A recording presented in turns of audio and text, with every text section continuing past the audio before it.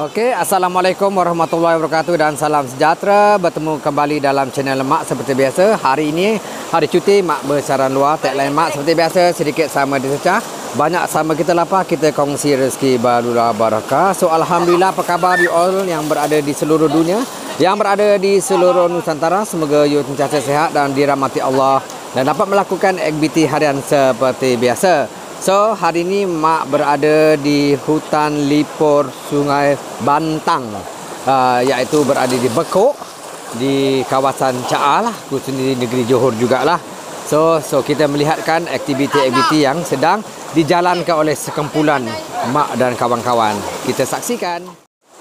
Okey, inilah antara sebahagiannya yang dapat kita tengok. Anak-anak Mak dan rakan-rakannya berendam, berperang, bermain air. Dan Sungai Bantang yang berada di Bekok, kawasan Caah dan Labis ini merupakan antara hutan lipur yang juga memberikan satu panorama yang cukup indah.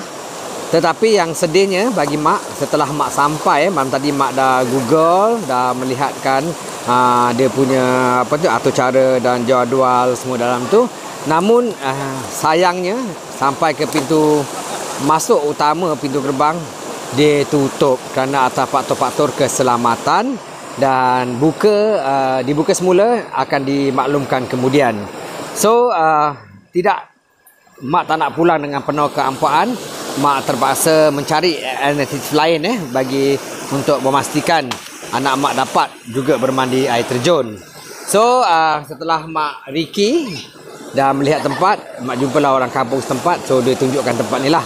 Air ni pun datang daripada air terjun Sungai Bantang Bekok ni. So ini di bahagian luar, di mana di bahagian atas adalah perkampungan asli. So Mak menyusuri sepanjang anak sungai ni lah. Itulah antara satu cabaran yang Mak lalui. Dabi memastikan impian itu tercapai untuk bermandi manda. Walaupun pintu utama tempat kita bermandi yang seperti biasa, tempat orang-orang awam, ditutup, namun itu tidak membatalkan semangat Mak. Namun tiada pelanggaran SOP dilakukan setakat ini.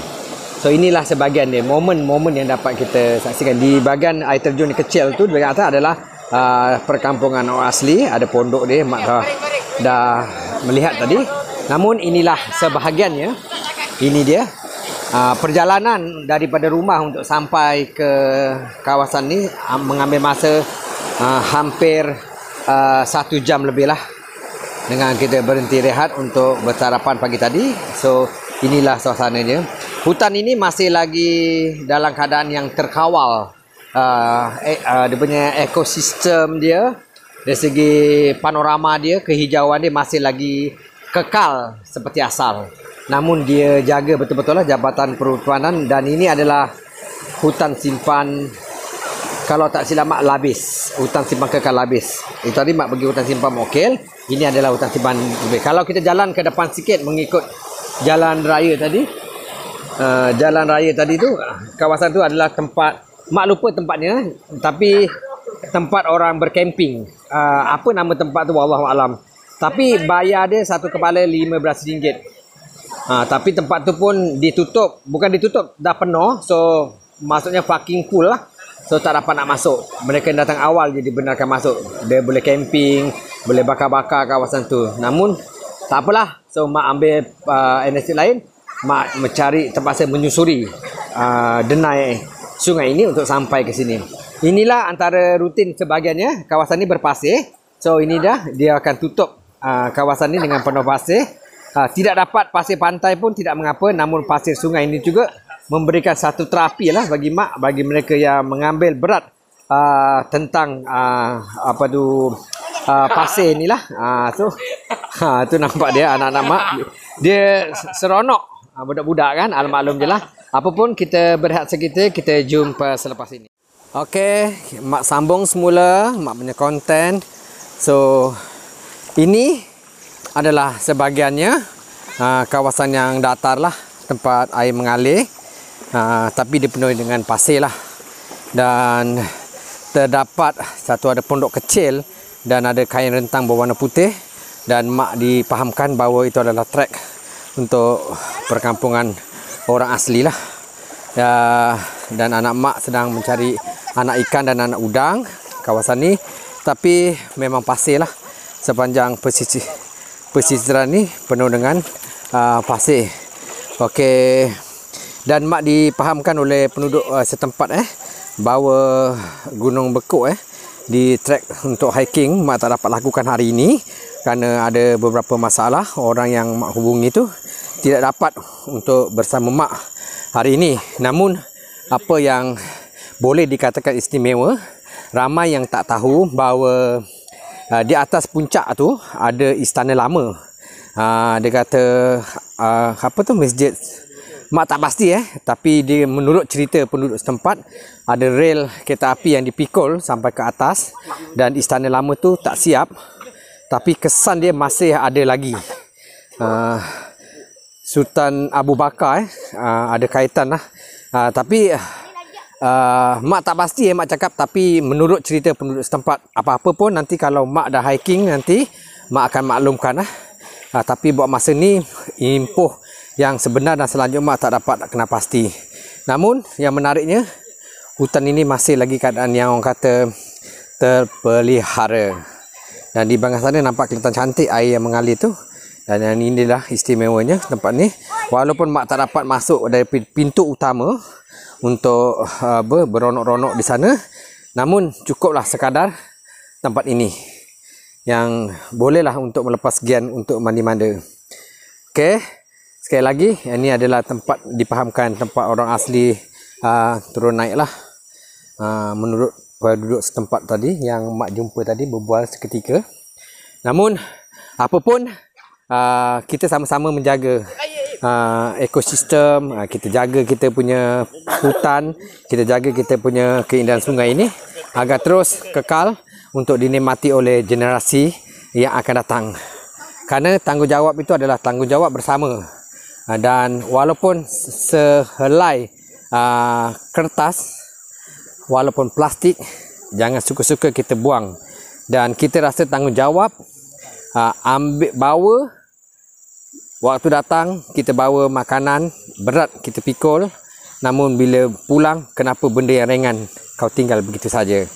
Kita renung-renungkan kata apa yang mak cakap tadi. Inilah air yang mengalir. Seronok. Ada ranting-ranting yang masih lagi tersangkut. Ini dia. Sungguh menarik. Cukup cantik. Cukup indah. Kita jumpa selepas ini. Okey. Mak menyusuri di sepanjang sungai yang berbatu-batu ni. Agak tertarik satu pokok tombang, pokok balak tombang ni merentang sungai ni yang kita boleh meniti di bahagian atas. So yang mak tertarik, tumbuhan yang terdapat di pokok ni adalah cendawan ni. Ada dua lapisan warna cendawan ni, putih dan juga warna coklat. Dan menarik, kalau kita lihat cendawan ni sebenarnya sama ada, mak tak pasti saintifik dia apa, namun mak anggap ia sesuatu yang istimewa lah. Dan ada juga cendawan yang bulat begini rupa. Sama ada dia boleh dibuat perubatan ataupun tidak, wallahualam, mak tak pasti. Tapi ia sangat menarik dan mak begitu terasa ingin tahu keistimewaan hidupan yang terdapat di sepanjang perjalanan mak meniti sungai inilah. Ini cendawannya yang berwarna putih besar. Mungkin kalau dari segi perubatan mungkin insya-Allah boleh kot. So kena kajilah. Kita pun tak boleh nak ambil sebarangan dan tak boleh nak makan tanpa pengetahuan yang mendalam tentang tumbuhan ni, sama ada dia beracun atau tidak. Tetapi dia cantik seperti mangkuk besar. Sangat menarik. Istimewa bagi mak. Dan ini di bahagian bawahnya lah, tempat air yang mengalir ni begitu tenang, sejuk dan damai Ini pokok yang besar tombang ni. So cendawan ini bagi mak cukup istimewa. Dan di bahagian atas juga ada tumbuhan cendawan yang berwarna coklat. Okey, itulah suasana di bahagian atas. Cuaca begitu baik dan seseolah memahami kehadiran mak dan seseolah ia merestui. Terima kasih Allah terima kasih di atas anugerah ciptaanmu ini. Sesungguhnya aku amat bersyukur dengan keindahan alam semula jadi ini.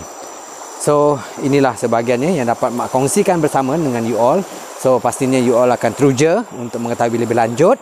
Bolehlah terus mengikuti konten mak ni agar memastikan bahawa you tidak tertinggal aktiviti mak, dan boleh subscribe, tekan butang lonceng agar dapat notifikasi yang seterusnya, kerana you all adalah pembakar semangat bagi mak.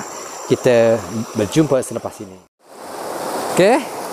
Kalau kita lihat tumbuhan-tumbuhan yang terdapat di celah-celah batu ni, di batu ni pun tumbuhan ni boleh hidup dengan segar dan cantik ya. So ibarat orang kata ulat dalam batu pun boleh hidup, boleh cari makan. So kita fikirkan bersama, kalau ini yang dapat anda saksikan, kita akan berfikir batu pun ada hidupan yang melekat, yang tumbuh.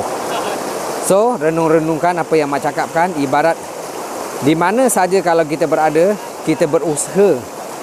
Benar kata orang, batu yang keras pelekuknya adalah air, tetapi hati yang keras pelembutnya adalah lidah. Bermakna dan mendalam kata-kata mak ni. So kita renungkan bersama. Ni kita sambung bermandi-manda sekali lagi. Inilah antara bekalan yang mak bawa tadi ni. Inilah sebahagiannya yang dapat disaksikan. Ada TO panas. Okey, kita tengok suasananya sebelum kita nak berangkat pulang. Kita berendam dan sejukkan badan seketika. Okey, mak pun dah selesai untuk perjalanan pulang. So inilah yang mak akan tunjukkan lah.